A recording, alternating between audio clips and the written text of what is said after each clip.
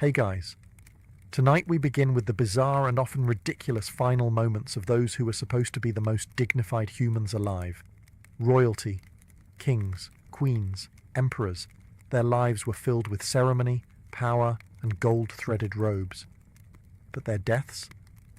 Well, let's just say some of them would rather be forgotten.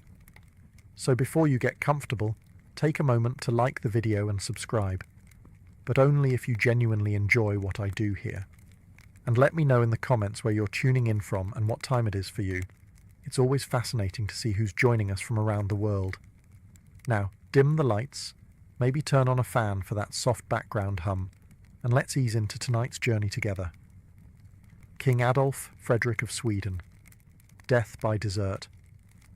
Of all the ways for a monarch to exit this world, in battle, by betrayal, or on a velvet deathbed surrounded by sobbing nobles, King Adolf Frederick of Sweden chose desert. It was February 1771, a chilly evening, and Adolf Frederick, like many of us after a stressful day of doing absolutely nothing important, decided to treat himself. Except his idea of a treat was a culinary suicide mission. The royal menu that night was ambitious. It began with lobster, then caviar, then sauerkraut, smoked herring and champagne. Not one glass, no, several. Enough to make even the royal wig feel dizzy, but none of that killed him. What did him in? 14 servings of semla. Now, if you're not Scandinavian, semla is a sweet roll made of wheat, cardamom and almond paste, topped with whipped cream and floating in warm milk. It's delicious. It's heavy. It's the kind of dessert you eat one of and say, "Whew, that's enough." Adolf Frederick had 14. That's not dessert. That's a sugar-based assassination. His servants must have been horrified. Somewhere between roll number 10 and 13, someone surely said, "Your Majesty, perhaps a digestive walk?" But the king waved them off, spoon in hand, cream on his lips, determined to go out in style. And he did. Later that evening, he complained of stomach cramps, which progressed to pain, then collapse, and then the official cause of death, digestive problems. That's putting it mildly. The man ate himself into oblivion. His legacy? A relatively peaceful reign, some administrative reforms, and the title of the king who ate himself to death. You've got to hand it to him. There are worse ways to go. He wasn't assassinated. He didn't fall off a horse. He didn't die of plague or a cursed goblet. He was taken out by pastry. And honestly, that's kind of majestic in its own way. So next time you reach for a second slice of cake and hear that little voice in your head say, "Why not?" just remember King Adolf Frederick. And maybe, just maybe, put the spoon down. King George II, the royal Lou. Exit royalty tends to imagine its final moments with a bit of ceremony. A deathbed farewell, a fading breath whispered in Latin, perhaps a full orchestra humming gently in the background. But King George II of Great Britain, he died on the toilet. Yes, you read that correctly. It was the morning of October 25th, 1760. King George II, in his late 70s, woke up feeling a bit off. Still, he followed his usual morning routine. Some light conversation, maybe a touch of royal grumbling, and then, as all men must, a visit to the privy. Except he didn't return. Moments later, servants rushed in and found the monarch slumped over the chamber pot. He had suffered a sudden aortic aneurysm, a rupture of the body's largest artery, and died instantly. So yes, technically he died of natural causes. But the location? Unforgiving. Let's take a moment to imagine it. The King of England, Elector of Hanover, defender of the faith, meeting his end not in bed, not on horseback, but half-sitting, mid-business, pants at royal half-mast. Hardly the portrait you want framed over the fireplace. To be fair, the chamber pot itself was no peasant's bucket. We're talking porcelain, possibly gold-rimmed, and surely flanked by servants trained in the art of not reacting. But still, it's the kind of death that gets whispered about in footnotes, not sung in ballads. The physicians wrote it up respectfully. The public was told he died of a heart problem, which was technically true, but the full story was preserved, thanks to court gossip and a few very honest palace attendants who couldn't let it go. And neither has history.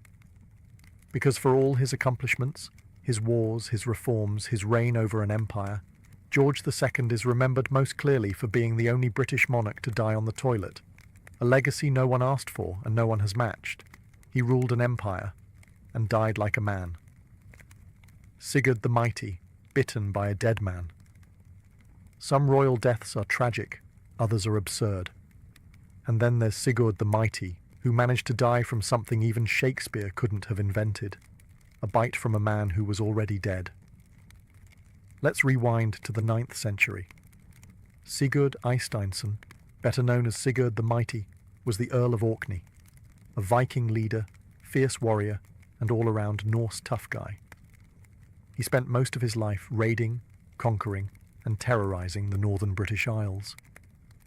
Then one day, he defeated his Scottish enemy, a rival chieftain named Mael Brigte. In a move that screamed Viking confidence and questionable hygiene, Sigurd tied the man's severed head to his saddle as a trophy of war. Now this was a common practice in Viking circles. Brutal, yes, but considered a solid day's work. The problem? Mael Brigte's head still had teeth. As Sigurd rode home in triumph, the head bounced around, as severed heads tend to do when tied to saddles. At some point during the bumpy ride, one of the dead man's teeth scraped Sigurd's leg, a minor cut. Nothing to worry about. If you're not living in the 9th century with 0 antibiotics and a complete disregard for infection control. The wound became infected. Fast. And just like that, the victorious Viking, who had slain dozens, conquered territories, and taken down a warlord, died from a scratch. Not just any scratch, a posthumous bite. That's not just ironic, that's cosmic slapstick. Imagine being remembered as the war hero who was taken down not by an ambush or a blade, but by a mouth that wasn't even moving anymore. Historians don't know if Sigurd's men laughed, cried, or just quietly untied the head and walked away. Probably all three. Sigurd's story is now a legend, and honestly, it deserves to be. Not because of the conquests, but because he might be the only Viking in history who lost a duel to dental hygiene. Crown Prince Sardo. Death by rice chest. There are royal deaths that make you chuckle, and then there are those that make you slowly put down your chopsticks. Enter Crown Prince Sardo of Korea, heir to the throne of the Joseon dynasty in the 18th century. A young man born into privilege, groomed for power, and eventually remembered as the prince who died inside a box. Not metaphorically, literally. Sado had issues, mental health, violent outbursts, erratic behaviour, call it what you will, but the court described him as dangerously unpredictable. He was known to execute servants on a whim, and was rumoured to wander the palace at night with a sword, muttering to himself. As you can imagine, this made him unpopular. Now his father, King Yongjo, was a Confucian monarch, calm, composed, and painfully concerned with appearances. Executing one's own son would have been politically messy and spiritually scandalous. But leaving him alive, that was even riskier. So the king came up with a creative solution. He had Sardo placed inside a large wooden rice chest, the kind normally used to store grain. It was mid-July, in Korea, which, for the record, is not a pleasant climate for enclosed spaces. There was no ventilation, no water, and no hope of a quick end. Sardo survived for 8 agonizing days. No trial, no blade, just a slow, sealed descent into history as one of the most uncomfortable royal demises ever recorded. It's the kind of death that makes you appreciate exile, or even decapitation, as a kind option. The official records, cleaned up for posterity, state that Prince Sardo passed away due to divine judgment, which is poetic, but let's be honest, he was rice-boxed to death. Ironically, his son, Jongjo, would go on to become one of Korea's most celebrated rulers. The family never publicly spoke of the box incident, but historians never forgot. It's a tale of palace politics, mental illness, and tragic cruelty, wrapped in wood and sealed with silence. So next time you're complaining about tight spaces or summer heat, just remember Crown Prince Sado, and be thankful no one's solving family drama with furniture. King Martin of Aragon, killed by laughter. If you've ever been told that laughter is the best medicine, allow us to introduce you to the one man in history who quite literally overdosed on it. King Martin of Aragon. The year was 1410. Martin, nearing the end of his reign and battling digestive issues, because no royal story is complete without gastrointestinal drama, had spent the day in bed. Not from injury, but from chronic flatulence and indigestion. The kind of royal wind that clears out courtiers. That evening, he demanded the presence of his personal jester. His request? A joke. Something light, something funny, anything to lift his bloated spirits. The jester delivered. The joke, as preserved in court accounts, went something like this. "Why did you take so long to arrive?" the king asked. The jester replied, "Because I saw a young deer hanging from a fig tree by its tail, and I had to wonder if it was an act of divine punishment." Now, maybe it was the timing. Maybe it was the delirium. Maybe it was the fact that the king hadn't laughed in weeks because he was too busy digesting a goose. But whatever the reason, Martin burst into hysterical laughter. And he didn't stop. Within moments, he was gasping, clutching his stomach, and finally collapsing. The official cause of death? Indigestion and uncontrollable laughter. Yes, King Martin of Aragon literally laughed himself to death. There's something both tragic and deeply undignified about it. Monarchs are supposed to die heroically, on the battlefield, in a marble hall, or at least during a dramatic monologue.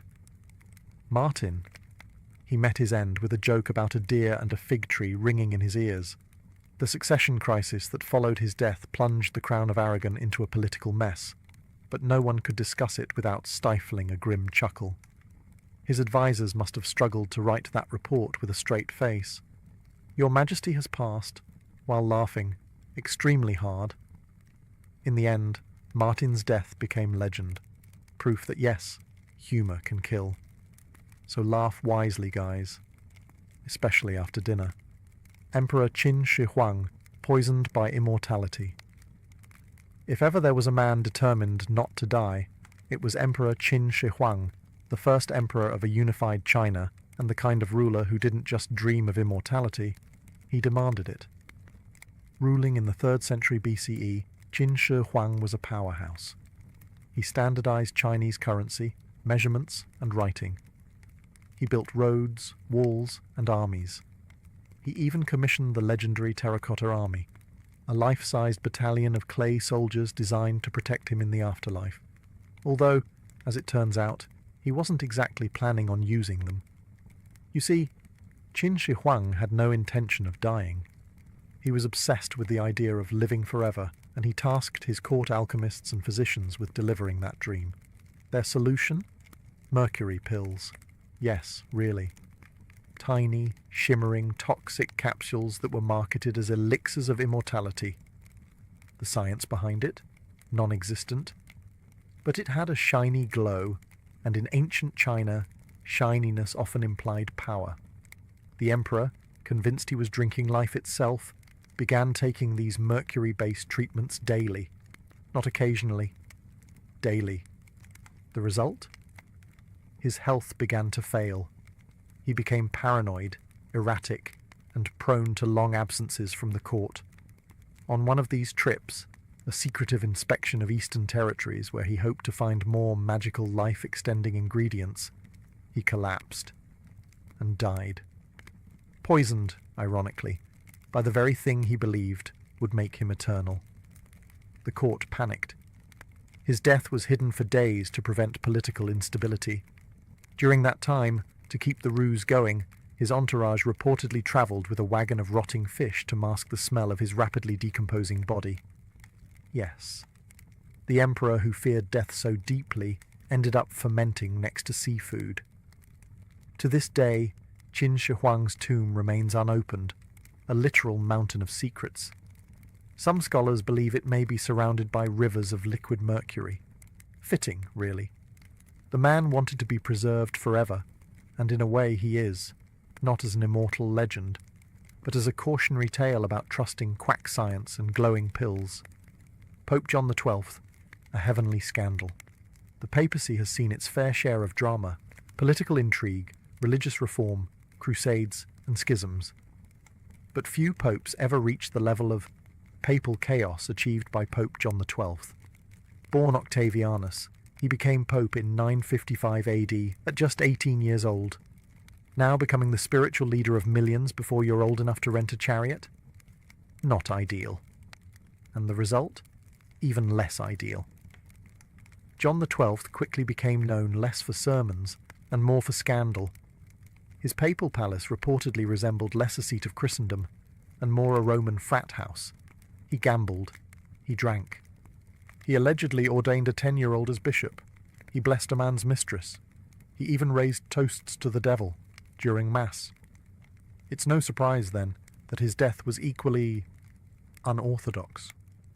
According to multiple chroniclers, Pope John XII died of a stroke. But not during prayer, not at the altar. No, he reportedly suffered that stroke while in bed with a married woman. Let that sink in. The Pope died, mid-affair, with someone else's wife. That's not just scandalous. That's a moral black hole. Now, to be fair, the Vatican never released an official statement confirming this account. Possibly because, back then, official statements were written by monks who preferred not to die of embarrassment. But the rumour took on a life of its own. Even centuries later, historians couldn't quite agree whether it was truth or a very juicy smear campaign. But let's say, for a moment, it was true. Imagine being the priest assigned to write the eulogy. Here lies Pope John XII, shepherd of the faithful, vicar of Christ, and frequent visitor of marital bedrooms. His death marked the end of one of the most infamously unpapal papacies in history. He reigned for just under a decade, and in that short time he managed to blur nearly every line between sacred and profane. And so, Pope John XII joins our list not just for how he died, but for how spectacularly he ignored the job description. He came, he sinned, he stroked out.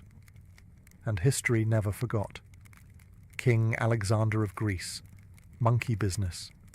Royal duties can be dangerous. War, assassination plots, the occasional poisoned goblet. But King Alexander of Greece? He was killed by a monkey. Yes, a monkey. It was 1920. Greece was balancing on the edge of political turmoil, and Alexander, a young and relatively inexperienced king, had been placed on the throne while his father was exiled. He wasn't exactly in charge, more like a placeholder in a crown. So imagine the surprise when the news broke. The king had been attacked in the royal gardens by monkeys. Here's how it happened. One afternoon, Alexander was walking through the royal estate with his beloved dog. Suddenly, a Barbary macaque, a type of monkey known for being both clever and incredibly short-tempered, appeared. It belonged to a palace worker who apparently didn't see the problem in letting monkeys roam free near royalty.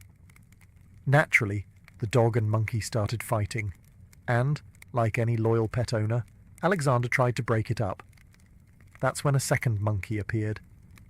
The two monkeys, not thrilled about royal interference, turned on Alexander and bit him, repeatedly. On the leg.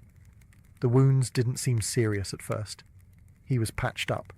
No big deal. But days later, infection set in, then gangrene, then sepsis. Within 3 weeks, the King of Greece was dead, from a monkey bite.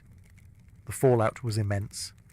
His death triggered a constitutional crisis, a return of his father to the throne, and helped push Greece into further instability. So yes, a monkey attack led to geopolitical chaos. The press at the time didn't know what to do with it. Bitten by a monkey didn't quite fit the traditional royal obituary format. so it was softened, vague phrases like an unfortunate injury or sudden illness used instead. But the truth? It couldn't be covered up. Alexander's reign had been short and largely uneventful, but his death? Unforgettable. He may have worn a crown, but he was ultimately taken down by two small primates who never even got names in the history books. And that's how you become the answer to the strangest trivia question in royal history. Which king was killed by a monkey fight?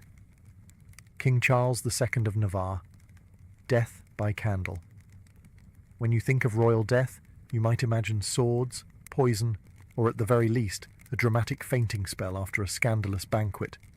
But King Charles II of Navarre, he went out in a way that was both absurd and slightly flammable.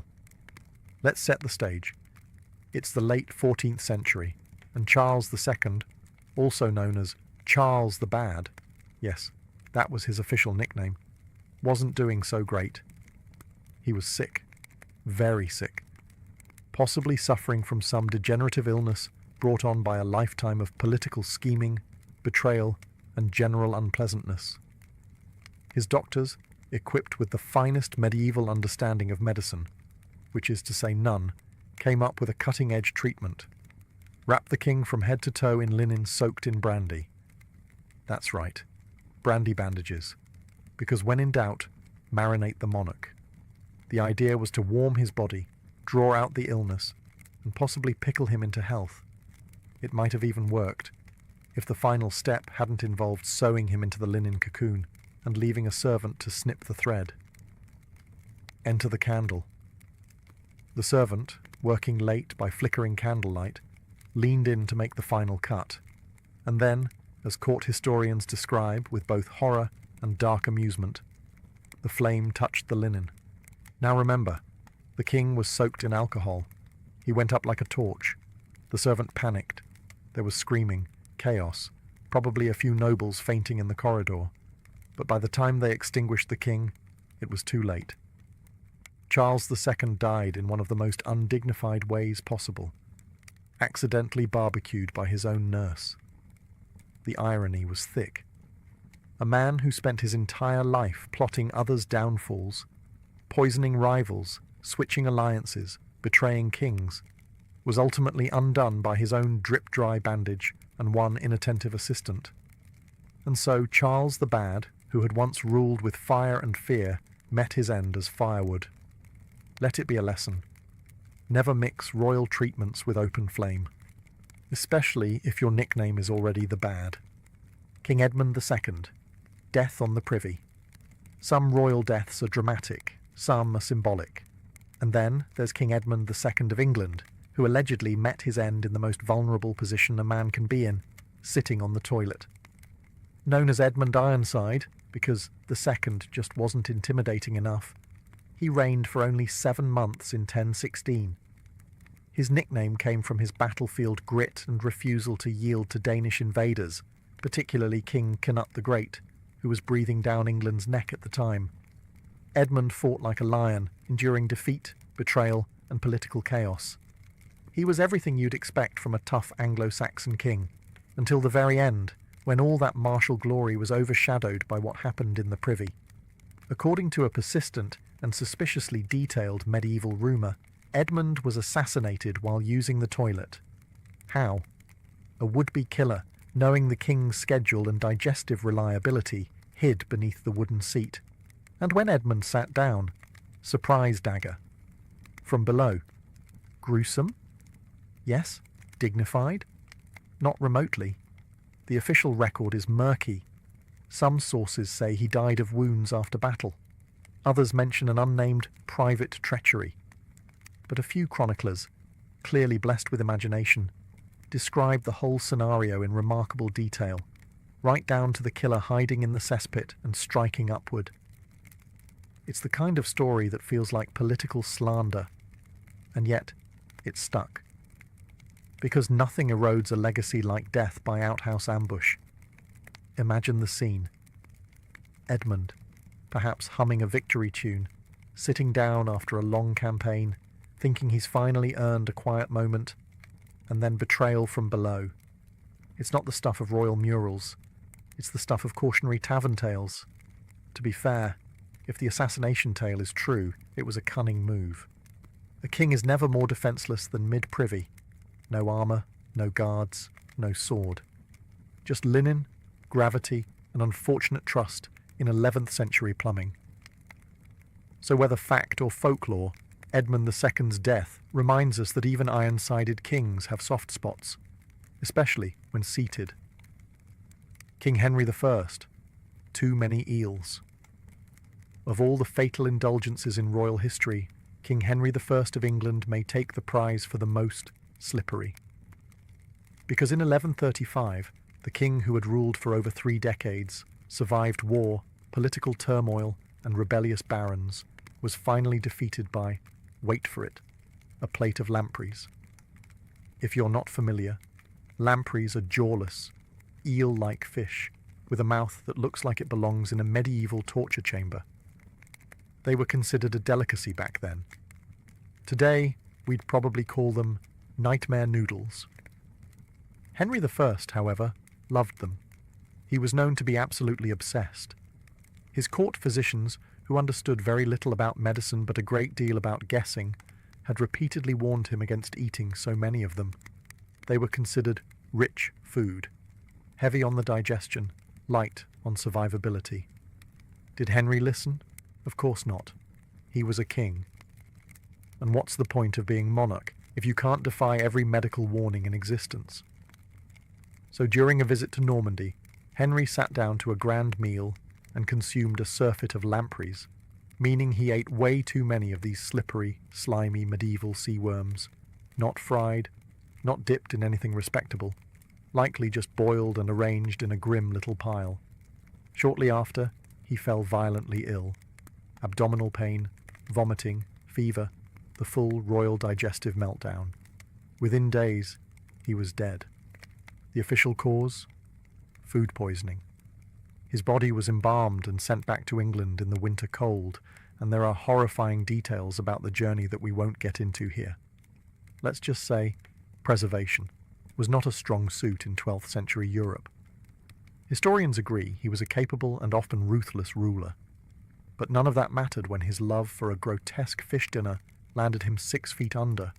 It's said his doctors had begged him to avoid the dish. His response: "I'd rather die than give up lampreys." Well, mission accomplished. King James II of Scotland, blown up by cannon kings, have died in battle. Kings have died of illness. But King James II of Scotland? He died by standing too close to his own cannon. It was 1460. James was 29 years old, ambitious, and known for 2 things: a famously short temper and a deep love of artillery. This was the golden age of cannon warfare. By golden, we mean wildly unpredictable and prone to spontaneous combustion. At the time, James was laying siege to Roxburgh Castle, a stronghold still occupied by the English. Determined to show off his shiny new cannons, James ordered a demonstration, and naturally wanted a front row seat. Because what could possibly go wrong when standing a few feet from a 15th century cast iron powder tube packed with explosives? Plenty. As the cannon was being fired, it exploded, instantly, violently, spectacularly. A piece of the barrel tore through James's thigh, severing his leg, and according to some reports, part of his torso. The blast was so intense that it killed him almost instantly. His attendants, probably still trying to process the phrase, "Your Majesty just detonated," fled in shock. The king's death threw the Scottish army into temporary chaos, but to their credit, they regrouped and eventually captured the castle. In fact, they later renamed it James's Castle, perhaps as an ironic tribute to the king who donated his limbs to the cause. It was a deeply Scottish end, dramatic, loud, and involving at least one piece of medieval technology failing in the most catastrophic way possible. The ironic twist? James had been a huge advocate for modernising Scotland's artillery. He loved cannons, loved the sound, the smoke, the firepower. He just didn't love basic safety distance.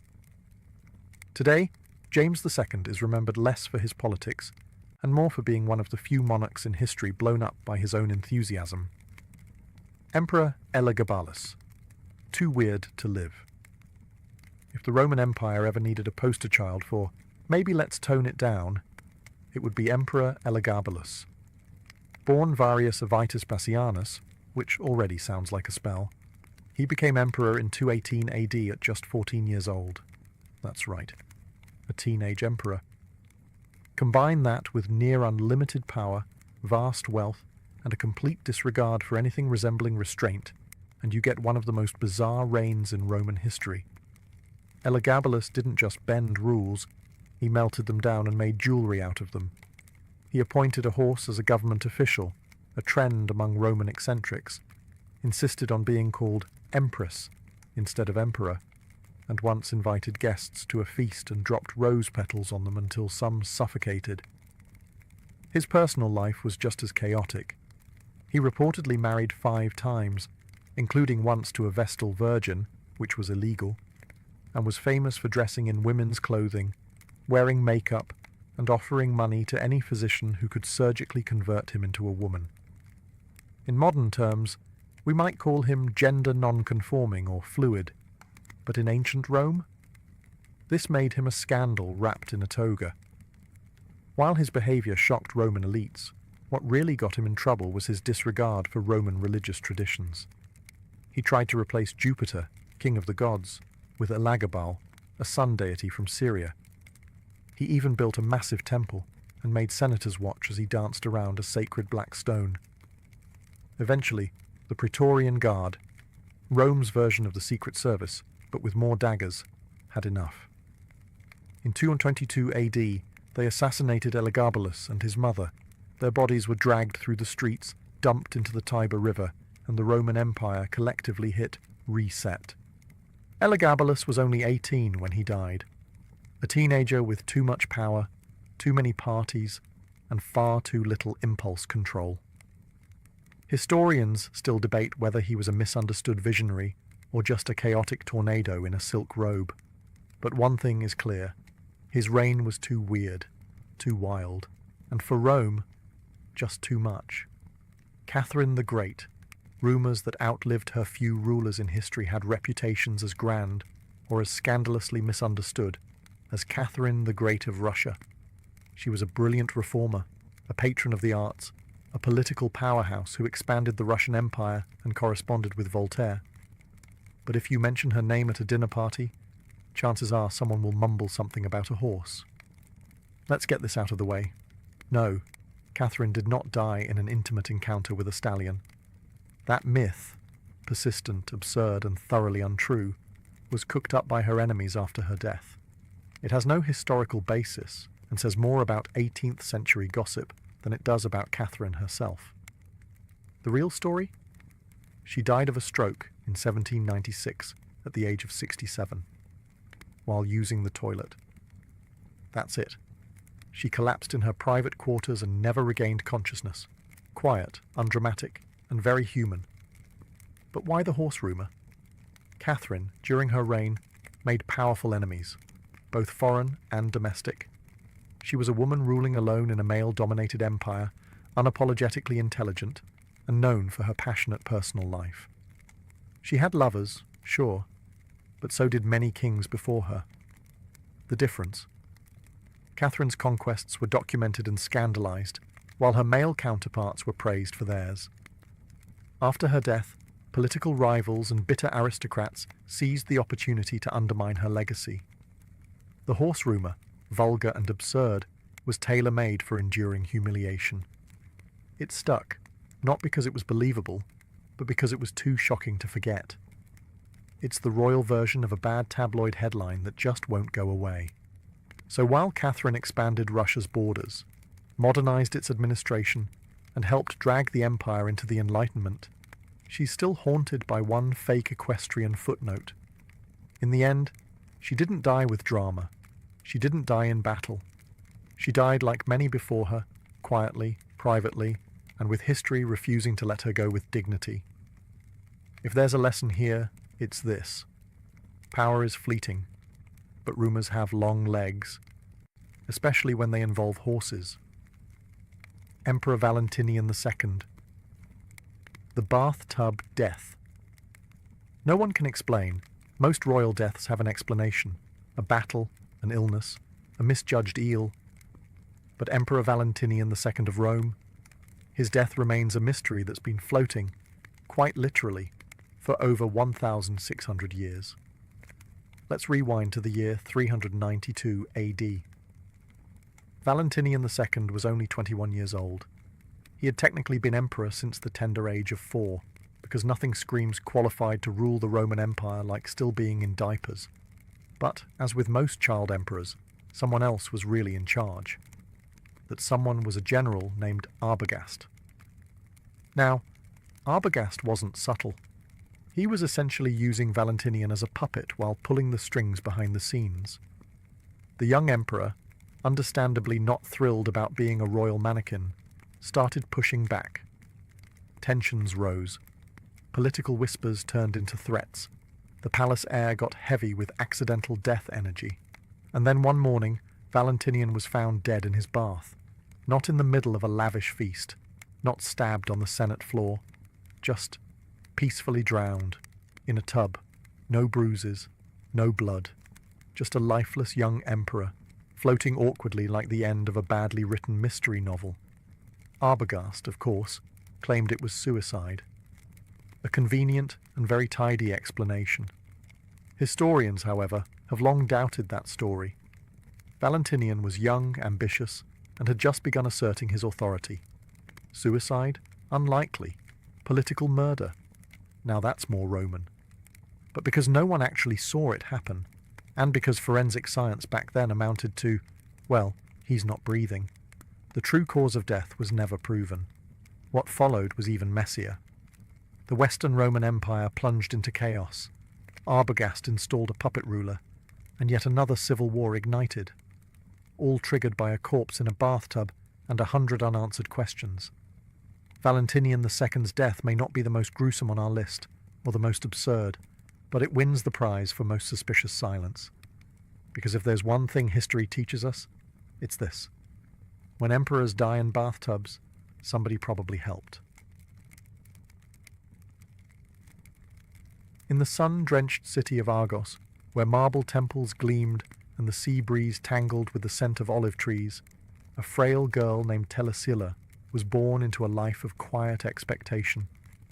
Her family was aristocratic, wealthy enough to afford luxury, educated enough to afford poetry, but their daughter was seen as delicate, sickly, and unlikely to leave much mark on the world beyond the home's shaded courtyards.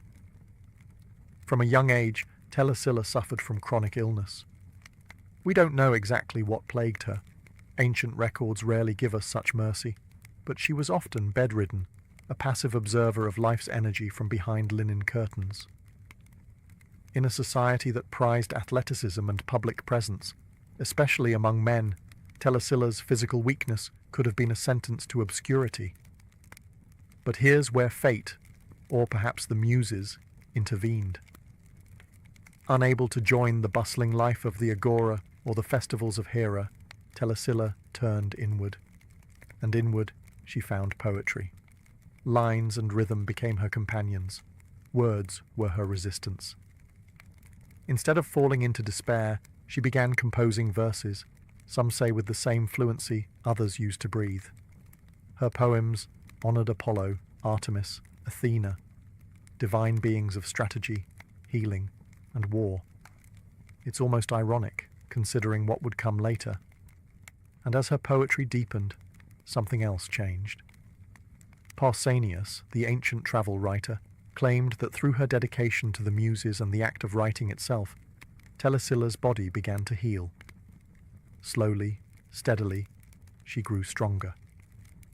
It's possible that she took part in ritual purification, or simply found purpose that revitalized her. Whatever the reason, she emerged not just as a poet, but as a woman reborn, with voice, strength, and startling clarity. In time, her works became widely admired. Her name passed from symposium to symposium, and her lyrics stirred something deep in the hearts of Argive women. She wasn't just crafting verse, she was crafting identity. She gave her city its voice. And though no one could know it yet, that voice would soon echo not in the theatre, but on the battlefield. Because this poetess wasn't done surprising the world, not by a long shot. As Telesilla's name grew within Argos, her home became a place of quiet reverence, not for wealth or beauty, but for her words. She wrote with a particular focus on the gods, especially Apollo and Artemis, the divine siblings of healing, precision, and purity. Her hymns didn't merely praise, they invoked presence. These were not empty rituals. These were spiritual calls to arms, of the soul. Her verses were likely recited at temples and sacred festivals, sung by choruses of young women dressed in white, their voices rising beneath sun-scorched columns. Through her poetry, Telesilla provided not only spiritual expression, but also emotional education. She reminded the people of Argos, especially its women, that they too were part of the divine tapestry. They weren't merely spectators in a male-dominated mythos. They were woven into the narrative. And while men debated politics in the Agora, it was Telesilla's verses that seeped into the minds of Argive daughters. In a world where education for women was rare, poetry was their inheritance. Her hymns taught them reverence, strength, even defiance, wrapped delicately in metaphor and rhythm. But it was more than just literature. For Telesilla, these hymns were medicine. Ancient accounts suggest that her devotion to poetic discipline helped cure her lifelong illness. Though we might roll our eyes at the idea of writing your way to health, there's something timeless in this concept. She found purpose, and perhaps in doing so, she found resilience. The more she wrote, the more she stood. The more she stood, the more people listened. And Argos needed her voice, because war was coming. The city had been growing complacent, leaning too heavily on its past glories and underestimating the tensions rising around it. Sparta, that eternal neighbour to the south, had already shown its teeth more than once, and while the men of Argos continued their debates, no one suspected that a poet, the once sickly girl who healed herself with verse, would soon become their rallying cry. In many ways, Telesilla was already preparing her city. Her hymns didn't just soothe, they steeled. They became quiet rehearsals for something louder, bloodier, and more urgent. When the time came, the women of Argos would already know the rhythm of defiance, because she had already taught them how to sing it. The year was around 494 BCE, and Argos stood on the edge of disaster. Tensions with Sparta had finally snapped. The Battle of Sapea erupted, an ambush staged with Spartan precision and Argive miscalculation. The Argive men, confident in their numbers and tradition, fell into a trap laid by King Cleomenes of Sparta. It was brutal, systematic, a massacre dressed in strategy. Hundreds of Argive soldiers were slaughtered. Some say nearly the entire male fighting force of the city was wiped out. What remained was a shell of a city, its gates open, its warriors dead, its fate seemingly sealed. Argos lay defenseless, and Sparta knew it. What Cleomenes didn't know, what perhaps no one could have predicted, was that behind those bloodied city walls was not just grief and ruin. There was Telesilla. In the aftermath of the battle, as wails of mourning echoed through marble halls and temples, it would have been easy, expected even, for the people of Argos to surrender. Many probably considered it, but somewhere among the collapsed morale, Telesilla stepped forward, not with a spear, but with fire in her eyes. She rallied the women. The story, preserved in fragments by later historians like Plutarch and Pausanias, is nothing short of astounding. Telesilla, the poetess once confined by illness, now stood before her fellow citizens, mothers, daughters, widows, and called them to arms, literally. They gathered every weapon they could find, spears once mounted on walls, shields left behind by the fallen. Even stones and farming tools were repurposed. And in the shadow of that ancient city, women began training. The elderly, the young, even the servants, they all prepared for what was coming. Telesilla organized it. This wasn't some mythic fever dream. It was strategy. She positioned women atop battlements to give the illusion that Argos was still fully defended. She drilled them in formations. They were not trained soldiers, but they were fierce, determined, and above all, furious. The city waited. Breath held. The Spartans would return. Everyone knew it. But when they did, expecting a broken city ready to kneel, they found something else entirely. A wall lined with women, armed, prepared, led by a poet with no crown, no title, just command in her voice. Argos had fallen, and now it would rise again. The Spartan army returned, expecting plunder. After all, they had decimated Argos's military. What remained, they assumed, were civilians too broken to fight back. An easy conquest, maybe even a lesson in Spartan mercy. But what greeted them at the gates of Argos was no surrender. It was spectacle. It was defiance. It was Telesilla. The walls were lined with women, fully armed, their eyes steady, their posture unshaken. Their commander, a woman once known only for poetry, now stood tall, directing strategy like a general born of war. And then the women attacked. The battle was not elegant. This was not the Homeric ideal of shield walls and bronze-plated honor. It was chaos, furious, unrelenting, and intimate. These women fought with whatever they had. Spears stabbed from above the ramparts. Boiling water scalded Spartan helmets. Stones rained like curses. It was as much psychological as it was physical. The Spartans, trained for disciplined combat against soldiers, were suddenly locked in brutal melee with people they were not prepared to kill, women. And that hesitation cost them. Pausanias, who recorded the tale centuries later, wrote that the women of Argos, under Telesilla's leadership, forced the Spartans to retreat. It sounds improbable, doesn't it? But context matters. The Spartans had won their main objective. They had already defeated Argos's male army. What they faced now was resistance that risked shattering the legend of Spartan invincibility. To lose men to a citizen militia led by women wasn't just dangerous, it was humiliating, and humiliation in Sparta was worse than death. So they withdrew. Let that settle for a moment. Telesilla, a poet, trained not in arms but in verse, had led a group of grieving, enraged, determined women and saved a city. Not in myth, not in allegory, but in recorded human history. This victory wasn't just military, it was symbolic. It changed the narrative of Argos. It redefined what women could do in the face of devastation. And it proved something Sparta hadn't expected, that courage doesn't wear a beard, and leadership isn't born only on the battlefield.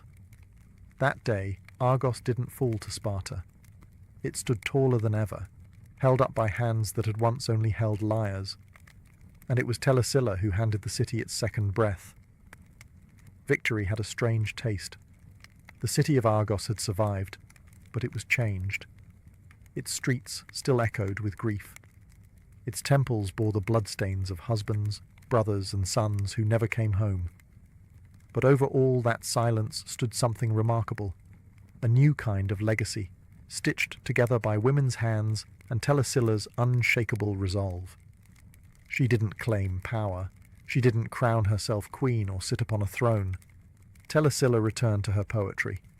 It might seem anticlimactic, but this was precisely her genius. She didn't fight for personal glory.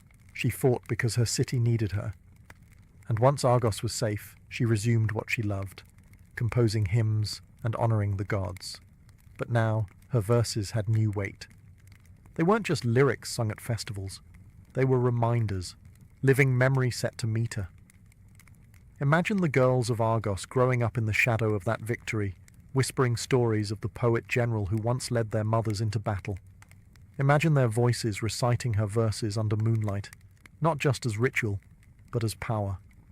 Telesilla's poetry had become prophecy, and prophecy had become precedent. The city honored her not just in song, but in stone. A statue was erected in the temple of Aphrodite, showing Telesilla seated calmly with scrolls at her feet, one hand upon her lyre, the other resting on her shield, not as a contradiction but as a complete truth. She was both artist and warrior, and she had shown her city that those identities were not only compatible, they were necessary. Elsewhere in Greece, the story spread. Telesilla became a symbol not only of Argive resilience, but of womanly courage in a world that rarely allowed such narratives to breathe.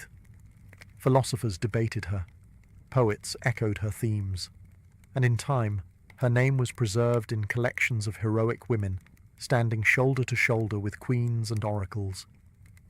But perhaps most powerful of all was the silence that followed. She didn't chase war, she didn't court conflict. Her defense of Argos was an act of necessity, not ego.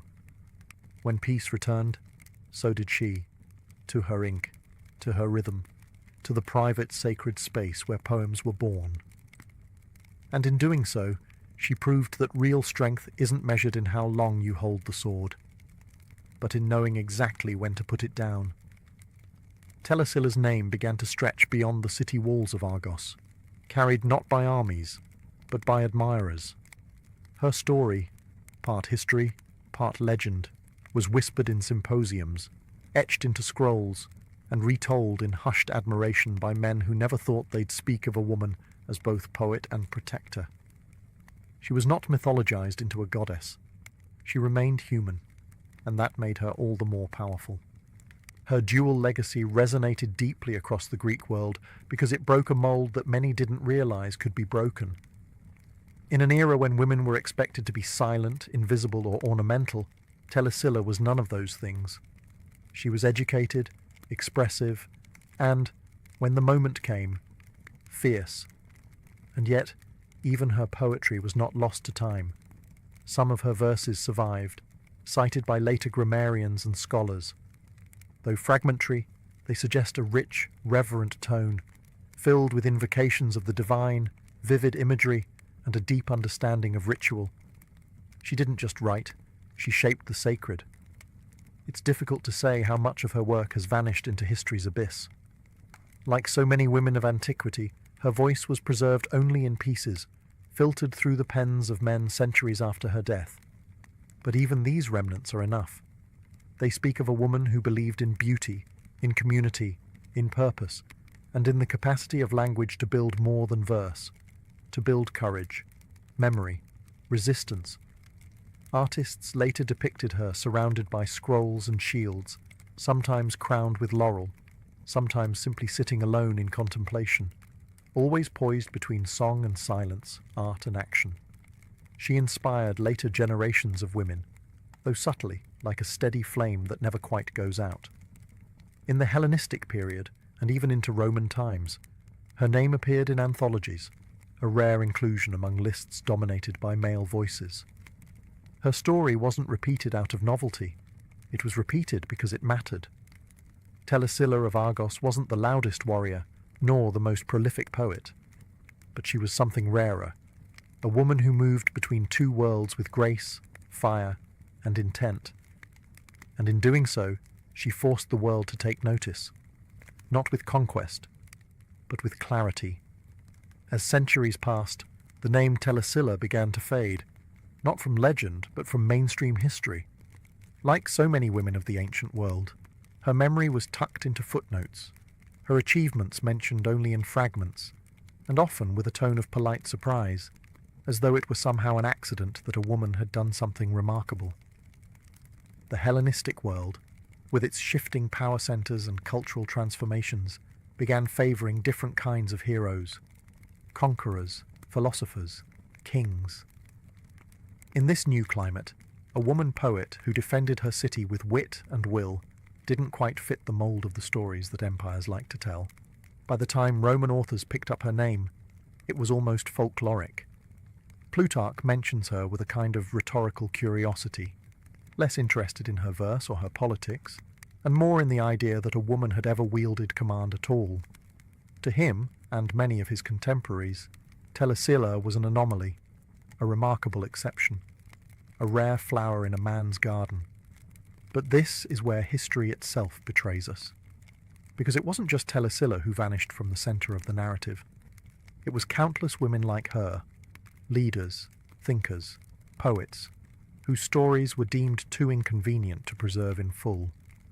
The scrolls were lost, the statues were repurposed or destroyed, the voices were silenced, not by violence, but by centuries of editorial neglect.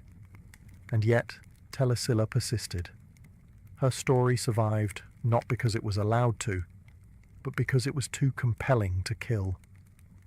Because the image of a woman standing atop a city wall, shield in one hand, verse in the other, simply refused to go quietly.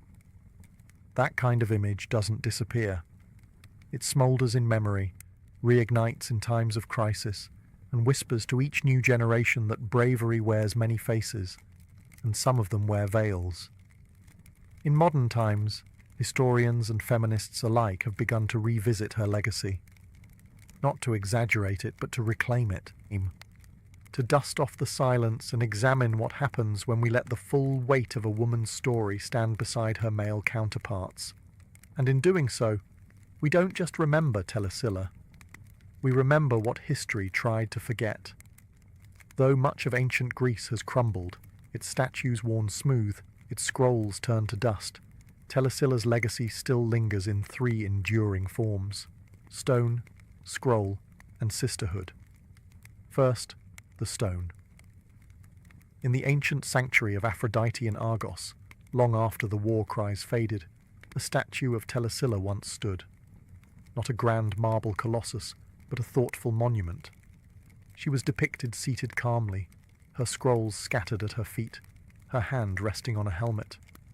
No raised sword, no dramatic stance, just a moment of stillness, an image of a woman who had mastered both art and action. Even the placement in Aphrodite's temple was deliberate. Not Athena, the goddess of war and wisdom. Aphrodite, goddess of love, beauty, and, perhaps here, resilience. It was a quiet revolution carved in stone. Then came the scrolls. Though most of Telesilla's poetry is lost, what little remains reveals a voice rich with reverence and clarity. Scholars across centuries have tried to piece together her verses, finding in them not only artistic merit, but emotional insight. Her style belonged to the lyric tradition, intimate, melodic, charged with spiritual devotion. She was not writing for spectacle. She was writing for the soul, and perhaps that's why her words survived longer than her battles. And finally, the sisterhood. Telesilla's story became a kind of coded anthem for women through the ages, especially for those denied swords, votes, or recognition.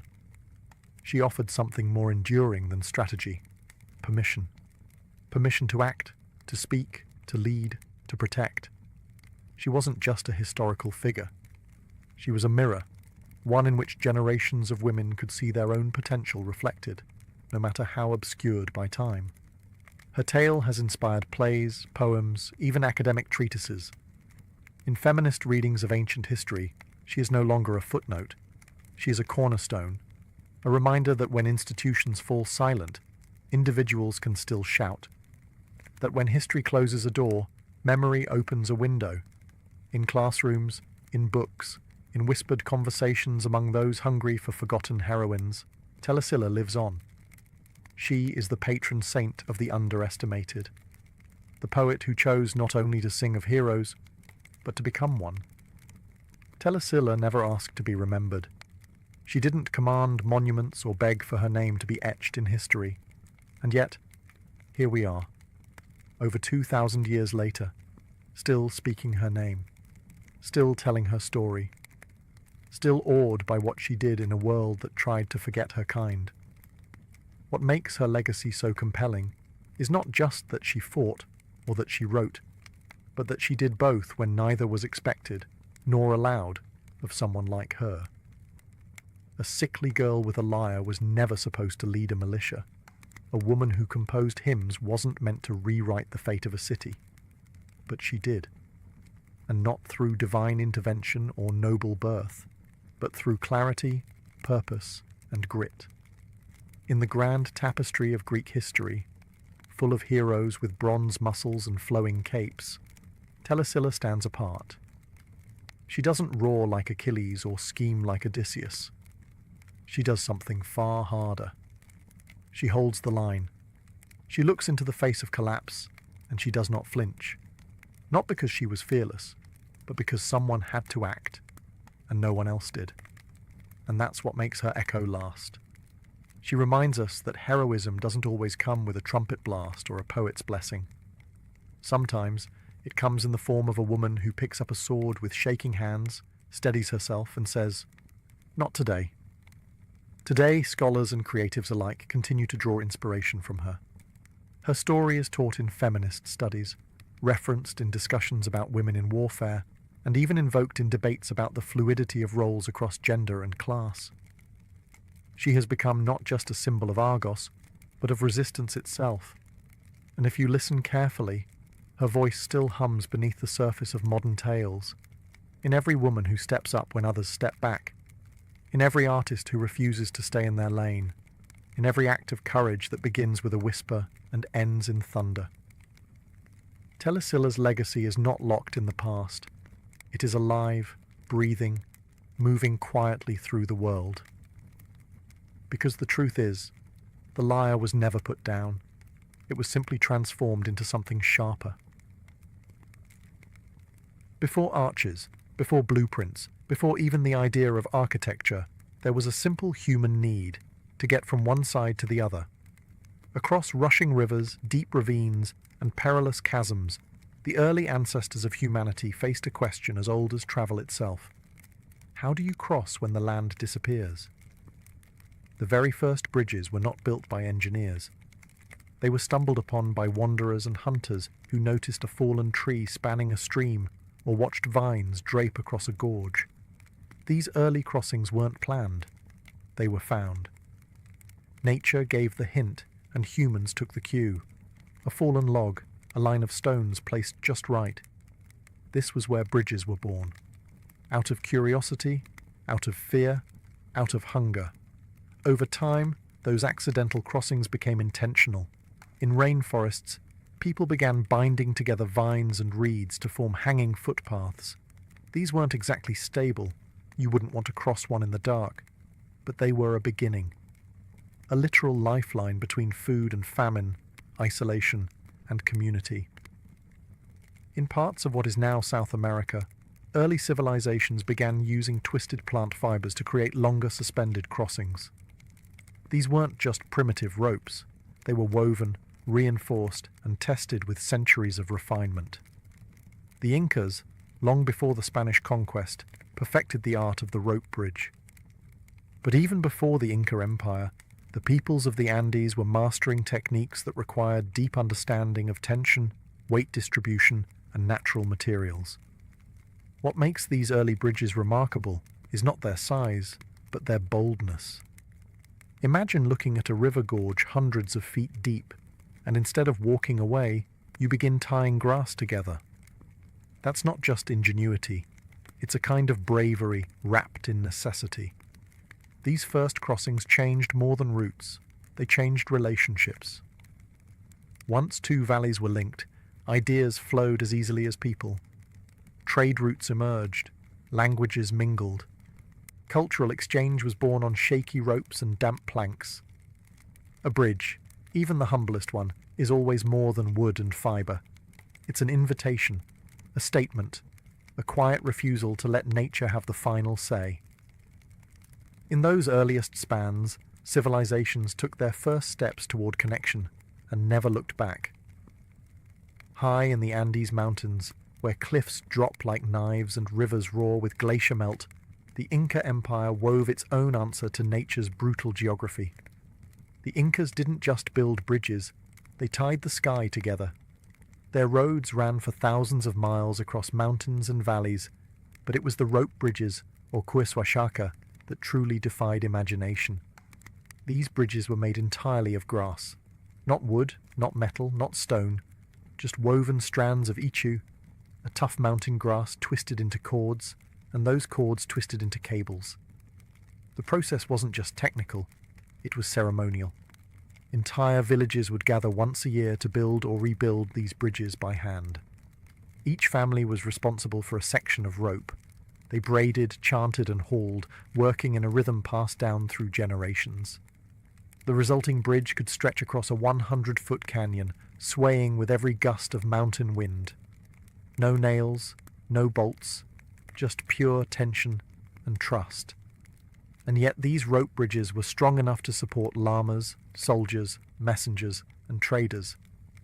They were the beating arteries of an empire, spanning canyons where no stone could be placed. And they were elegant in their own way. Suspended like cobwebs across the void, they moved with the wind instead of fighting it. They bent, swayed, and sighed, but rarely broke. When one did collapse, it wasn't treated as a failure. It was simply the end of a cycle, ready to be born again by the hands of those who lived along its path. These rope bridges weren't just infrastructure. They were sacred. The annual rebuilding was a living ritual, a reminder that the land was not to be conquered, but worked with. That connection required not brute force, but harmony. No empire understood this better than the Incas. Even today, one rope bridge remains in use, the last Huachuaca, still rebuilt annually by local communities near Hunchiri, Peru.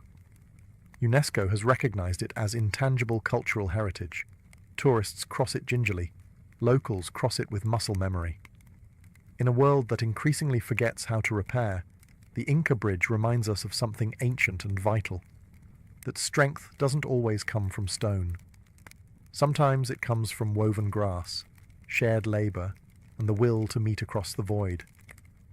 Far from the wind-tossed Andes, across the rivers of ancient China, another philosophy of bridge building was taking root, one that favored permanence over flexibility, symmetry over sway. Chinese engineers saw bridges not just as tools, but as expressions of balance, of earth, water, and heaven connected in stone. As early as the Zhou dynasty, Chinese builders had been experimenting with wooden and pontoon bridges. But it was during the Han and later the Sui and Tang dynasties that something extraordinary emerged, the segmental arch bridge.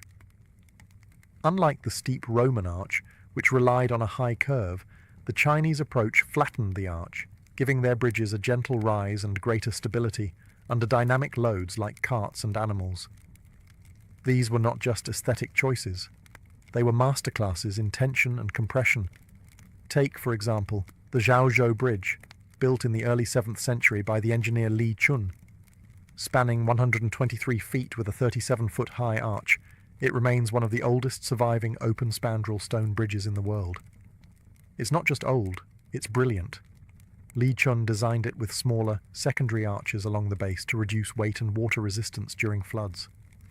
His understanding of both structure and natural forces was centuries ahead of his time.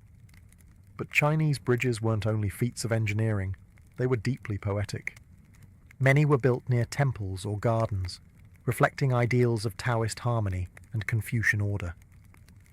The bridge wasn't just a crossing, it was a moment, a pause between destinations, a chance to contemplate the still water below and the swirling heavens above. Stone lions often guarded the entrances, not merely as decoration, but as symbols of protection. Bridge names were chosen with care, often invoking luck, longevity, or spiritual awakening. And for scholars and artists of the Tang and Song dynasties, bridges became a favorite subject in painting and verse. A simple walk across one could become a metaphor for everything: change, connection, and the quiet strength of staying still amid motion. In ancient China, bridges were more than civil works. They were spiritual geometry, each stone laid not just with skill, but with philosophy. To cross one wasn't just to travel, it was to pass through balance itself. If China built with harmony, Rome built with ambition. For the Romans, a bridge wasn't just a way to cross a river, it was a declaration. We are here, and we will stay. As the Roman Empire expanded, it faced an endless parade of rivers, valleys, and gorges. But where others saw obstacles, Rome saw blueprints. The Romans took what the Etruscans had started, arch technology, and turned it into something monumental. and permanent. Using stone, concrete, and sheer willpower, Roman engineers constructed bridges that didn't just survive time, they defined it.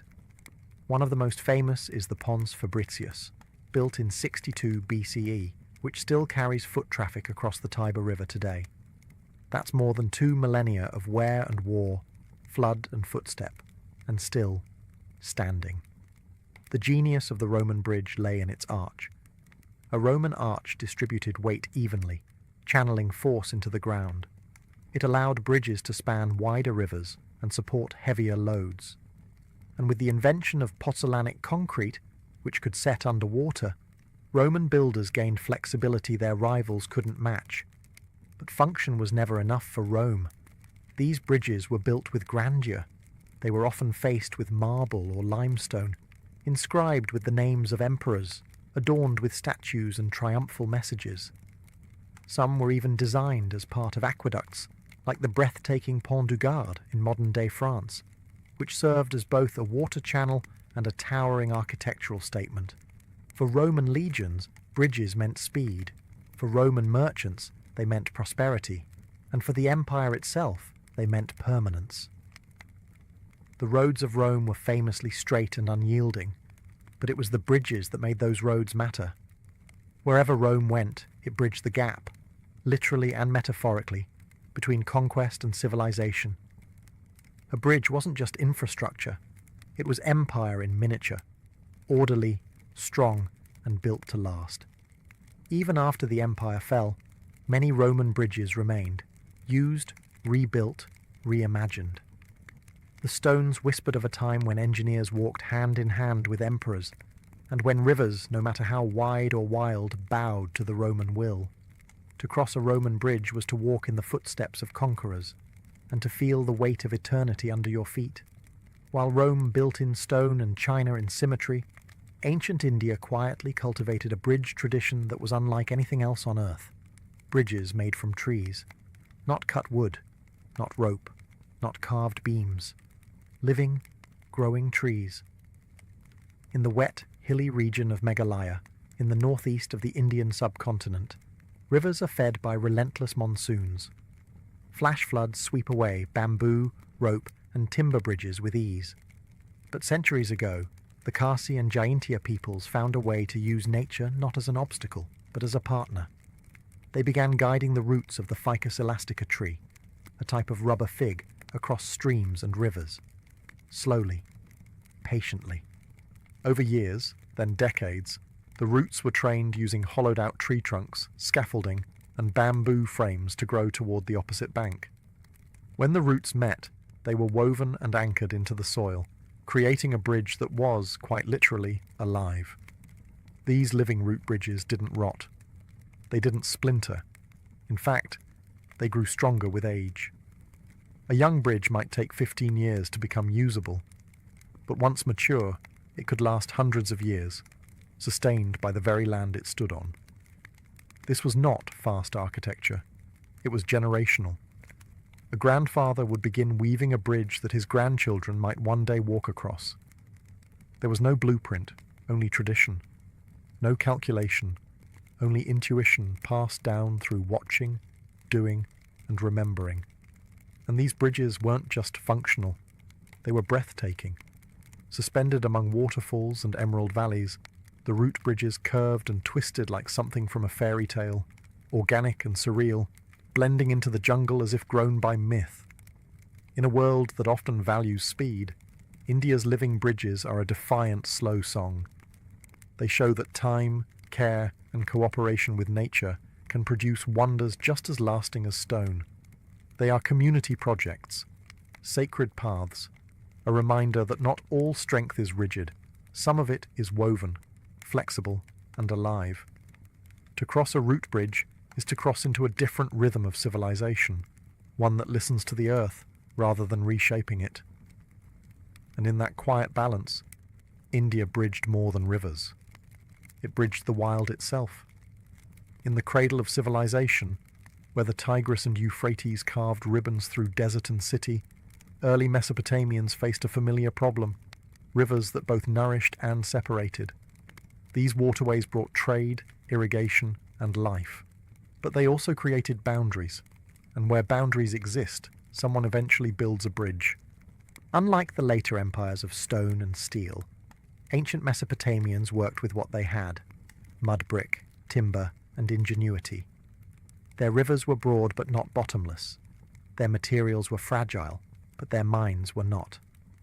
The city of Babylon, one of the jewels of ancient Mesopotamia, was famously divided by the Euphrates River, but it was also famously connected. The Greek historian Herodotus claimed that Babylon had an early movable bridge, constructed of wooden planks laid across boats and tied together with papyrus ropes. By day, it ferried people and carts. By night, it was dismantled to prevent enemy access. Whether this account is precise or poetic, it reflects a truth. Mesopotamian cities were not isolated settlements. They were logistical masterpieces. Bridges here were not just structures, they were strategies.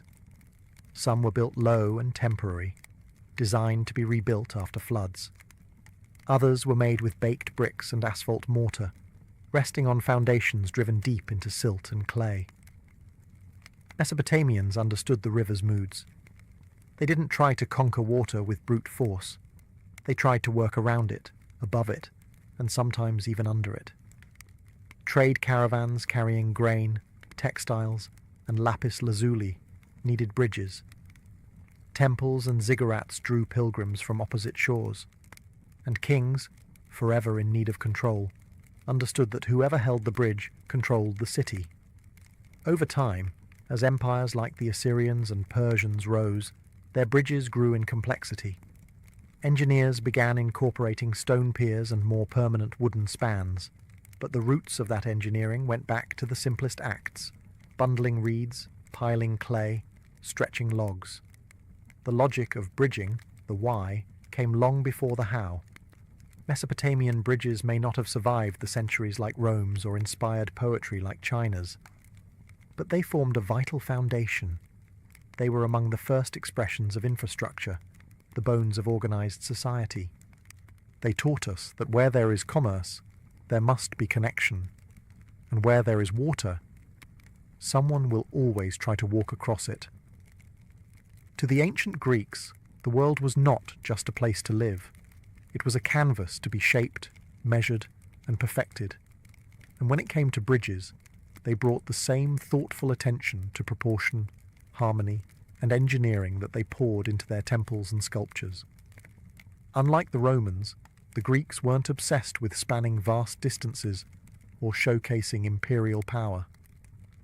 Their bridges were often more modest, but no less intelligent. Built across small rivers, marshes, or rocky gaps, these structures were crafted with an elegant balance of form and function. Take the Arcadico Bridge, located in the Peloponnese. Dating back to the Bronze Age, around 1300 BCE, it's one of the oldest surviving arch bridges in the world. Built of large, unmortared limestone boulders, the bridge still stands today, quietly carrying foot traffic as it did millennia ago. There are no inscriptions, no imperial eagles, no towering arches, just a single subtle span, built with precision and enduring grace. The Greeks understood stone, they understood load-bearing, and perhaps most importantly, they understood the importance of community connectivity. Many of their early roads and bridges were part of sacred routes, used during religious festivals and processions to temples, such as the long journey to Delphi or Olympia. In these contexts, a bridge wasn't just about moving people, it was about guiding them toward the divine. Later, during the classical and Hellenistic periods, Greek cities began incorporating more advanced engineering methods, borrowing and adapting Etruscan and Eastern techniques. Timber and stone were used together. Some bridges even included drainage systems, careful grading, and guardrails. Still, aesthetics mattered. A Greek bridge didn't just serve a function. It fit into the landscape, enhancing rather than dominating it. It was common to find bridges positioned for viewing, often offering perfect symmetry with the surrounding hills and sky. Water below, air above, and stone in between, the Greeks liked their elements balanced. In Greek thought, the bridge became more than a crossing. It was a metaphor, a movement between worlds, between cities, between gods and mortals, between chaos and order. So while their spans may not stretch as far as Rome's, the Greek bridge stands as a quiet whisper in stone, strong, serene, and built with thought rather than thunder. In the land of towering pyramids and mighty pharaohs, ancient Egypt didn't need to conquer rivers as often as it needed to navigate them. The Nile, both giver and taker of life, served more as a highway than a barrier. Boats were the bridges of Egypt. But that didn't mean Egyptians ignored the art of crossing land-based gaps. When they did build bridges, they did so with intention and with unmistakable symbolism. Egyptian civilization grew along the fertile banks of the Nile, where irrigation channels, canals, and distributaries carved up the land. To manage this watery maze, the Egyptians developed small-scale bridges, flat stone causeways, wooden crossings, and canal bridges designed more for function than spectacle. One of the earliest known examples comes from the workers' village at Deir el-Medina, near the Valley of the Kings. Archaeologists have discovered narrow stone walkways and raised paths designed to carry foot traffic over irrigation ditches and sunken terrain. These weren't monumental in size, but they were smartly built, using local stone, carefully leveled surfaces, and alignment with prevailing routes. And then there's the great causeways, those long, sloping stone paths that connected the Nile to the pyramids at Giza. While technically not bridges, these structures acted as ceremonial links between the river and the tombs of the dead. Massive and meticulously constructed, these causeways were used to transport the pharaoh's funerary goods, chariots, and even his mummified body during grand religious processions. In these causeways, we see something more than transport. We see spiritual transition, a passage from life to death, from one world to another. The bridge, in Egypt, wasn't always a structure you walked across. It was an idea. The soul crossed into the afterlife. The king moved from mortal dust to divine eternity. As Egypt expanded and urbanized, more bridges appeared over canals and smaller water networks, often tied to temple precincts or granary systems. Some were likely made of wood, lost to time, but their foundations, stone piers and embankments, remain buried beneath desert and field. The Egyptian bridge was never a monument to conquest. It was a conduit of water, of grain, of sacred memory. Not grand in form, perhaps, but monumental in what it represented. The eternal journey between shores, seen and unseen. By the time the ancient world began to fade into the medieval, its bridges remained, quiet, immovable witnesses to the ambitions, fears, and brilliance of early civilizations. Some crumbled, buried by flood or forgotten war. Others, remarkably, still stand. A root bridge in India, a Roman arch in France, a Greek limestone span in the Peloponnese. Silent, but unbroken. What unites all these ancient bridges, whether born of grass, stone, wood, or myth, is that they were acts of faith. Not religious faith necessarily, but human faith. That we could overcome separation. That we could connect what nature had divided. That the people on the other side were worth reaching. Every civilization had its own approach. The Incas used tension. The Romans used compression. The Chinese used curvature. The Mesopotamians used buoyancy. But the principle was the same. Link what cannot be leapt. Make distance irrelevant. And each bridge said something about the people who built it. The Incas trusted time. The Greeks trusted balance. The Egyptians trusted eternity. The Romans, they trusted concrete. But even beyond function and philosophy, bridges told stories. A rope bridge whispered of community. A Roman aqueduct thundered empire. A Chinese stone arch spoke of harmony. They didn't just carry bodies, they carried beliefs, identities, and purpose. Some bridges were born in urgency, built quickly after a war or flood. Others were born in ritual, raised in song, rebuilt in ceremony, maintained not by kings, but by farmers and children. All of them required cooperation. No one builds a bridge alone. You need hands, patience, and hope. And perhaps that's why they still resonate with us today. Not because we're impressed by ancient tools or clever math, but because we recognize the courage it takes to build something between danger and safety, between isolation and unity, between now and the generations to come. In a world that often pulls itself apart, ancient bridges remind us of something quieter, older, and wiser. That connection is worth the effort. That strength can be gentle. That sometimes the most powerful thing we can do is simply reach out.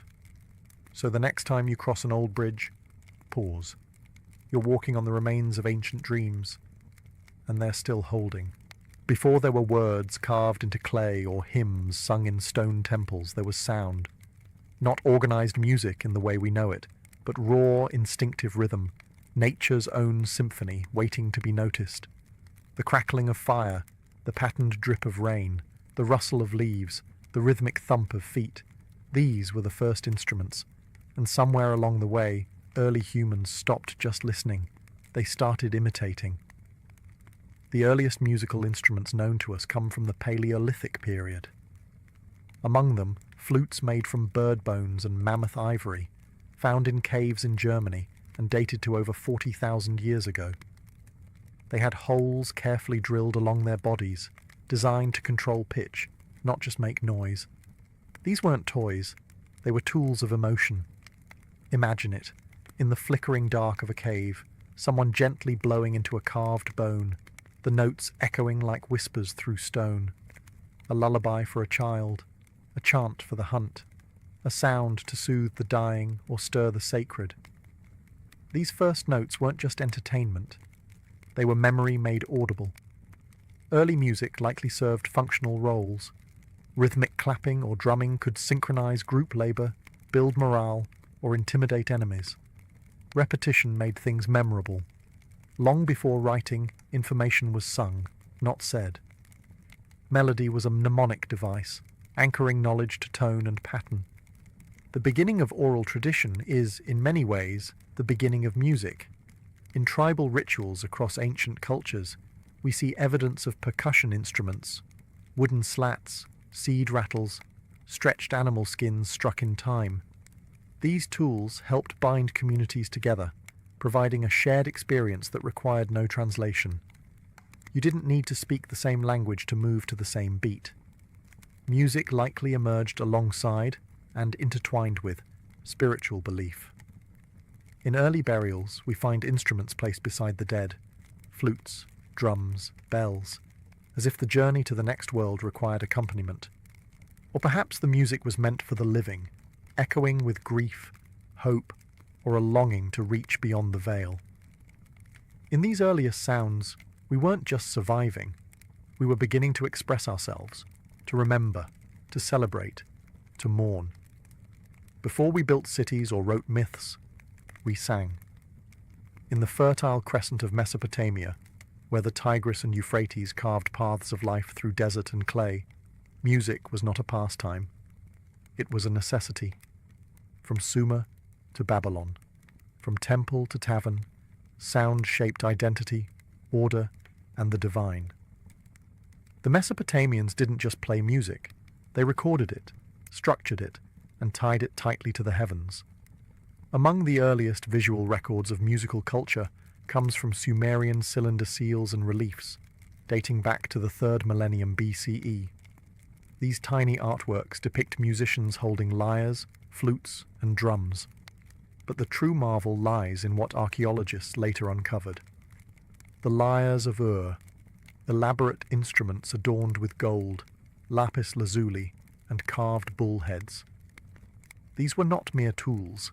They were sacred objects, buried with the elite, meant to accompany souls into the afterlife. The Mesopotamian lyre was delicate and resonant, its strings stretched across a wooden frame and played with plucking fingers or bone picks. Musicians were professionals, some temple-trained, others court-appointed. Music accompanied rituals, coronations, banquets, and battle. Every occasion had its sound. And then there's the real marvel: notation. A clay tablet from Ugarit, dated to around 1400 BCE, is considered one of the world's oldest surviving examples of written music. It contains hymns inscribed in cuneiform, not only with lyrics, but musical instructions using a system of relative pitch. We don't fully understand how to hear it as the ancients did, but the very fact it exists reveals how central music was to structure and spirituality. Music was also tied to cosmology. Numbers mattered, intervals mattered. Ancient Mesopotamian thinkers, like those in Babylon, believed music could reflect the order of the cosmos, mirroring the same harmony that kept planets in orbit and seasons on time. This idea would ripple into Greek philosophy centuries later. Whether sung by priestesses to Inanna or played by travelling minstrels in crowded markets, music in Mesopotamia was layered. It was professional, sacred, celebratory, and political. It carried messages between mortals and gods. In a world carved from mud and mystery, music gave shape to things unseen, binding memory to ritual, order to time, and the soul to its story. In ancient Egypt, where gods had animal heads and pharaohs were divine, music flowed like the Nile, constant, sacred, and life-giving. It echoed in temple courts, drifted through market stalls, and accompanied every stage of human life, from birth to burial. Egyptian music wasn't ornamental. It was essential. The Egyptians believed that music had magical properties. It could calm the gods, heal the sick, and guide the dead. Instruments were gifts from the divine, most famously the goddess Hathor, often depicted with a sistrum, a rattle-like instrument used in sacred rites. To shake the sistrum was to awaken life itself. Its jingling tones symbolized the cosmic rhythm of creation. Archaeologists have found harps, flutes, lutes, and lyres painted in tomb murals dating back to the Old Kingdom, around 2500 BCE. These instruments weren't generic. They were specific, finely crafted, and richly decorated. Harps came in angular or curved forms, often played sitting on the ground. Their strings, made from animal gut, sang out during both religious ceremonies and court entertainment. Music was deeply woven into Egyptian ritual. Temple hymns were performed at sunrise to greet the gods. Priests and priestesses weren't just readers of sacred texts. They were also trained musicians. Specific tones were believed to align with particular gods or emotions. There was music for lamentation, for praise, for purification. Every act had its sound, but music wasn't just for the elite. Street musicians, dancers, and folk singers filled the markets of Memphis and Thebes. Percussion instruments like frame drums, clappers, and castanets added rhythm to community festivals. Women often led in performance, whether as professional entertainers or as mourners hired to sing the wails of grief at funerals. Egyptian hieroglyphs even give us words for musical moods. Hes implied joy or adoration. Tefu meant sorrow or mourning. Music wasn't an abstract art form, it was emotional infrastructure. And when death came, it came with music. Funerary texts sometimes included instructions for chants and instruments. In death, as in life, the journey was not silent. Music in Egypt served many masters, gods, kings, farmers, and mourners. But it always served a deeper truth. That sound was the language of the soul. And through it, even silence had meaning. In ancient Greece, music was more than art. It was mathematics, medicine, philosophy, and divination. It wasn't merely played, it was studied, theorized, worshipped. For the Greeks, music was a mirror of the cosmos, harmonious, ordered, and deeply sacred. The Greek word musike didn't refer to music alone. It encompassed the entire domain of the muses, the goddesses of inspiration for poetry, dance, and song. To engage in music was to draw directly from divine influence. And so, from the street performers of Athens to the philosophers of Ionia, music was both a daily habit and a metaphysical pursuit. Instruments were everywhere. The lyre, a stringed instrument associated with the god Apollo, was central to education. Greek boys, especially of aristocratic backgrounds, learned to play it as part of their formal training. The kithara, a larger and more ornate version of the lyre, was used in professional performances and religious festivals. And then there was the aulos, a double-piped reed instrument with a sharp, penetrating tone, often used to accompany dramatic performances, rituals, and even military exercises. Music was tied intimately to the dramatic arts. In Greek tragedy, choruses didn't just chant, they sang. Entire plays were structured with lyrical meters, turning dialogue into a melodic unfolding of fate. Every step of Oedipus, every lament of Medea, was underscored by rhythm and melody. But behind the performance lay theory. Pythagoras, yes, the triangle guy, was among the first to propose that music could be understood numerically. He observed that harmonious notes emerged from simple ratios, like 2-1 or 3-2. From this, the concept of the music of the spheres was born, the idea that the planets themselves moved in cosmic harmony, producing a music too perfect for human ears to hear. Plato and Aristotle expanded on this. Plato believed music shaped the soul, and therefore the state. A society's moral health could be gauged by its music. Certain scales and modes were uplifting, others dangerous. Music wasn't just expressive, it was formative. In Greece, to pluck a string was to brush the fabric of reality. To sing was to participate in divine order. And to understand music was to begin to understand the soul itself. When Rome absorbed the cultures around it, it didn't just take their land, it inherited their music. From Etruscan trumpets to Greek lyres, Roman music was a patchwork of styles and traditions, woven together under one empire.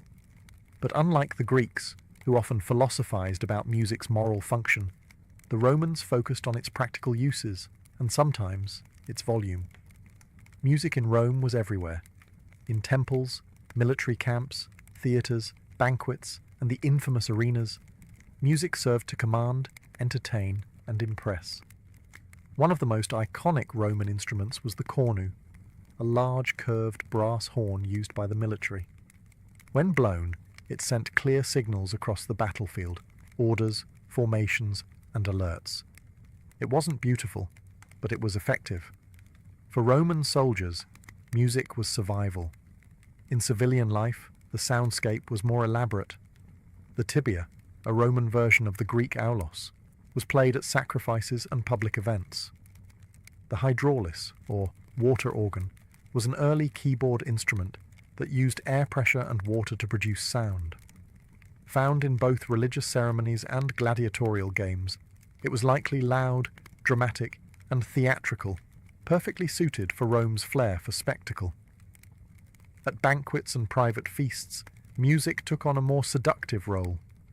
Women and enslaved performers often played stringed instruments, like the cithara and lute, while dancers moved to soft rhythms. In elite Roman homes, music was a status symbol, an imported art from Greece or Egypt, made to dazzle guests and show refinement. But music also had spiritual roots. In Roman religion, certain ceremonies required specific chants and musical forms called carmen. These were sacred incantations, believed to influence divine favor or ward off evil. Over time, some evolved into more structured hymns, blending spoken prayer with melody. What Rome lacked in originality, it made up for in adaptability. It absorbed music like it absorbed gods, rebranding, reshaping, and repurposing them to fit its needs. And as Roman roads carried legions across Europe, they also carried songs, instruments, and musical customs. Local tribes encountered not just soldiers, but the sounds of empire. In Rome, music served many ends: glory, control, pleasure, and faith. It was the rhythm of empire, pulsing through marble halls and blood-stained sand.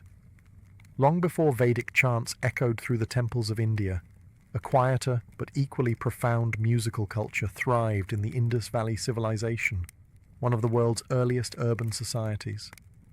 Though much about their music remains elusive, the fragments we've uncovered whisper of a people deeply attuned to rhythm, ritual, and sound.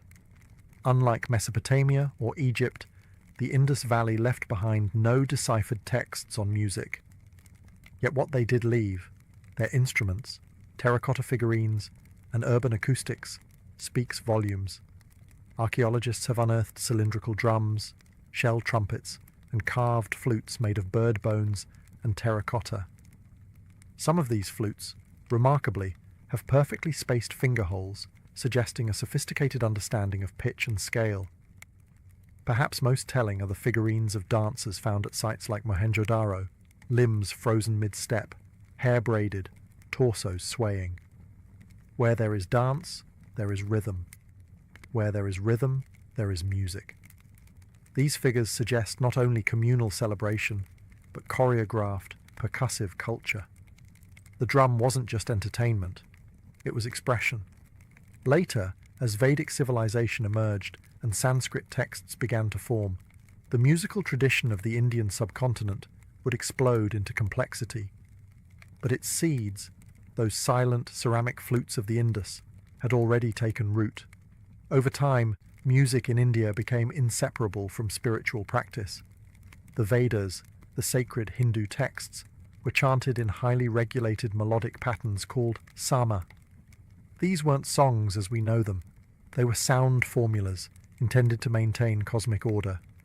By the time of the Natya Shastra, an ancient treatise on drama, dance, and music, composed around 200 BCE, Indian music was already categorized into ragas, melodic modes, and talas, rhythmic cycles.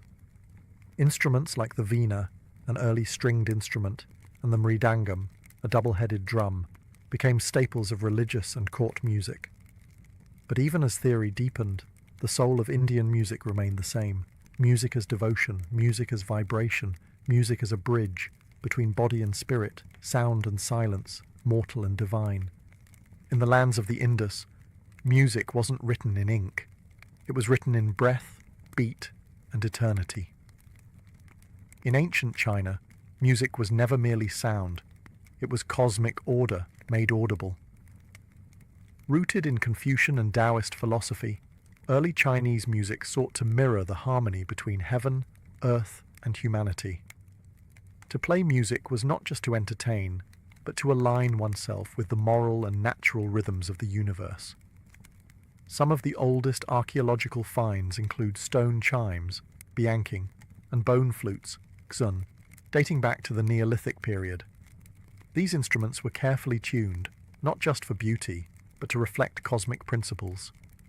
Each note was associated with one of the 5 elements: wood, fire, earth, metal, water, the seasons, and directions.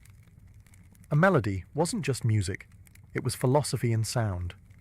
By the time of the Zhou dynasty, 1046–2556 BCE, music had become a pillar of governance.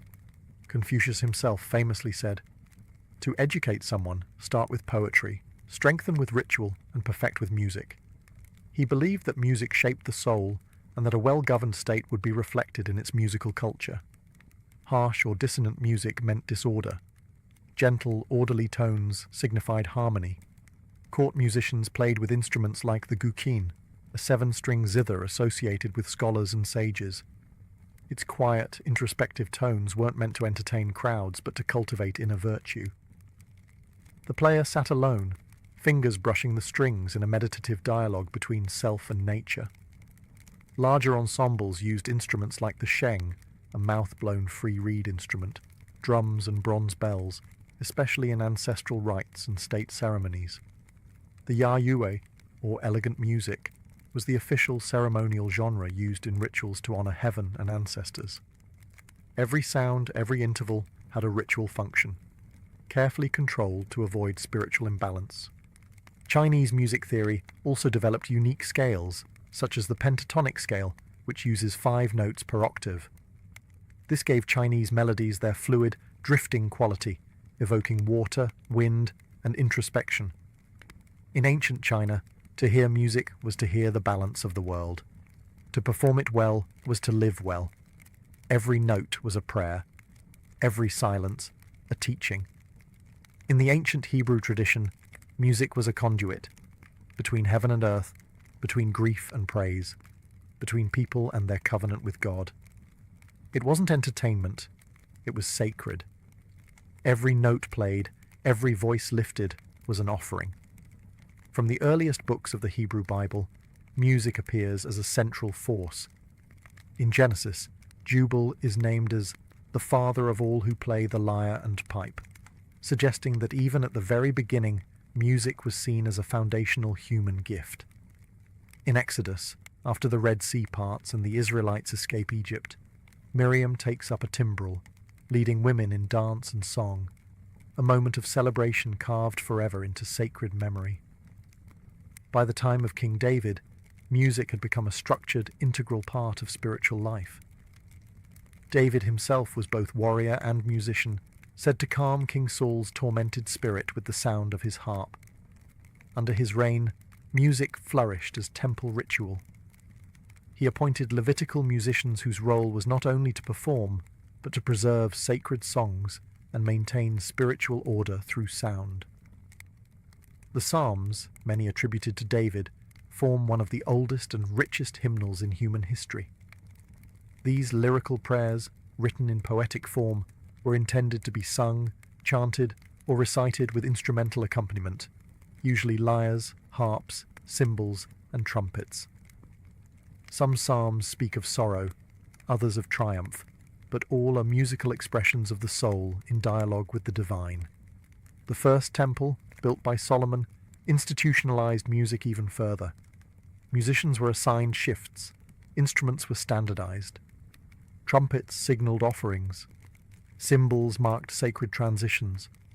Music structured the calendar, framed the festivals, and deepened the meaning of every rite. Even after the temple's destruction, music lived on in memory and exile. In Babylon, the exiled Hebrews sang of Zion with trembling voices. By the rivers of Babylon, there we sat and wept. How can we sing the songs of the Lord in a foreign land? Yet sing they did. Hebrew music survived not by echoing through stone halls, but by being written on hearts. It was a music of resilience, born in covenant, and carried across centuries in breath, bone, and prayer. As the ancient world slowly gave way to classical antiquity and the medieval age, the music of early civilizations did not vanish. It transformed. Its instruments were altered, its scales adapted, its traditions absorbed into newer religious, philosophical, and cultural systems. But its essence endured. The echo of a Mesopotamian lyre, the shimmer of an Egyptian sistrum, the silence between strokes on a Chinese guqin. These sounds did not die. They migrated, carried across time in the hands and hearts of those who remembered. In many ways, ancient music is a language we've forgotten how to fully speak, but never stopped listening for. We can't hear exactly how a Babylonian hymn sounded. We can only reconstruct it from clay tablets, fragmented notation, and ancient descriptions. But we can feel its intention, its effort to connect body and spirit, time and eternity.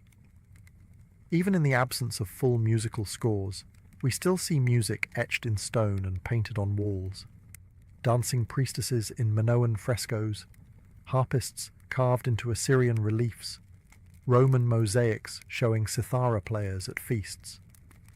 These images are static, yet they pulse with rhythm. They remind us that ancient music was never background noise. It was the heartbeat of ritual, the breath of ceremony, the fire of protest, and the balm of grief. And remarkably, some of it lives on. In India, the raga system still follows rules born from ancient Vedic chants. In China, guqin players still perform melodies that date back to Confucian temples. In Jewish synagogues, psalms are still chanted with traditional melodies that echo back thousands of years. These aren't recreations, they are continuations. Ancient music wasn't recorded in vinyl or digitized into streams. It was preserved in practice, in people, in purpose. Passed down not through wires, but through witnessing. We may never hear a perfect reconstruction of an Inca festival song or a hymn sung in the court of Ur, But when a hand drums a beat, or a voice breaks into spontaneous song, or a melody lingers just long enough to bring tears, that is ancient. The civilizations may have crumbled, the empires may have fallen, but their music still plays, not in history books, but in us.